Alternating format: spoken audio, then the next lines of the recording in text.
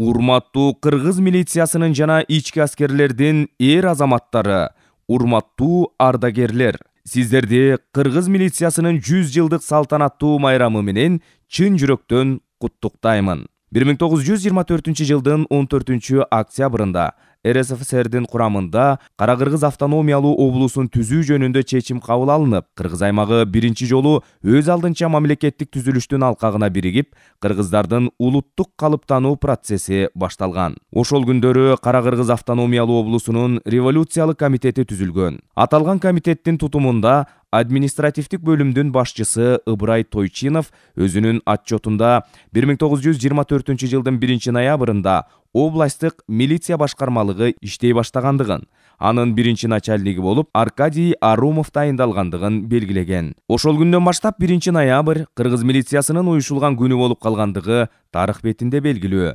Ошол мезгилден бери өлкөнүн ички тартибин, калкыбыздын бейпилдигин сактап келе жаткан кыргыз милициясынын эл үчүн кызмат өтөй баштаганына быйыл кылымдын 100 болуп олтурат. Өлкөбүздүн аймактарында туруктуулукту, тынчтыкты камсыз кылуу да түн уйкудан калып кызмат кылган милиция кызматкерлеринин мээнети зор. Бул 100 жыл ичинде кыргыз милициясы турмуштун катаал сыноолорунан ийгиликтүү өтүп, зор тажрыйба топтоду. Азыр кыргыз милициясында билимдүү, мыкты адистик даярдыктан өткөн, кесипкөй, маданияттуу, жогорку адамгерчиликтүү кызматкерлер иштейт деп сыймыктануу менен айта алам. Кыргыз милициясы басып өткөн бир кылымдык жол күрөштөргө, кармаштарга толгон, оор жана татаал болсо да, жеңиштүү жана жемиштүү, сыймыктуу жол болду. Бүгүнкү күндө Ички иштер министрлиги жаңы кадамдар менен иштеп баштады.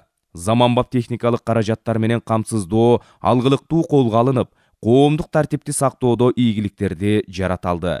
Ички иштер министрлиги тарабынан Ордо калаабыздан баштап алыска айылдарга чейин кызматтар үчүн жүздөгөн имараттар, бөлүмдөр, айылдык милиция бөлүмчөлөрү курулуп, оңдолуп түздөлдү.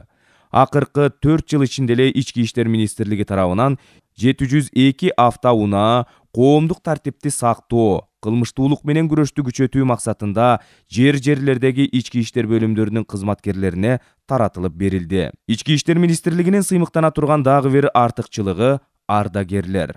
Биздин ардагерлер ардактуу эс алууга кеткенде да милиция менен байланышын үзбөй, эртели кеч келип, жаштарга кеп кеңешин айтышып, өздөрүнүн бай тажрыйбалары менен бөлүшүп турушат. Ички иштер министрлигинин ардагерлер кеңеши сый-урматка татыктуу деп ишенимдүү айтсак болот. Себеби алар ардактуу эс алууда жүрүшсө да, ар дайым элдин тынчтыгы үчүн күрөшөт, колдошот, жардам беришет. Замандын чакырыктарына жараша, президентибиз тездик менен өнүгүп жаткан ааламдашуу доорунда кылмыштуулукка каршы күрөшүү боюнча санариптештирүү багытында жогорку деңгээлде иш алып баруу зарылдыгында белгилеп өттү. Биз азыр бир гана мыйзам алдында баш ийебиз. Бизде мыйзам багыттоочу күч болушу керек.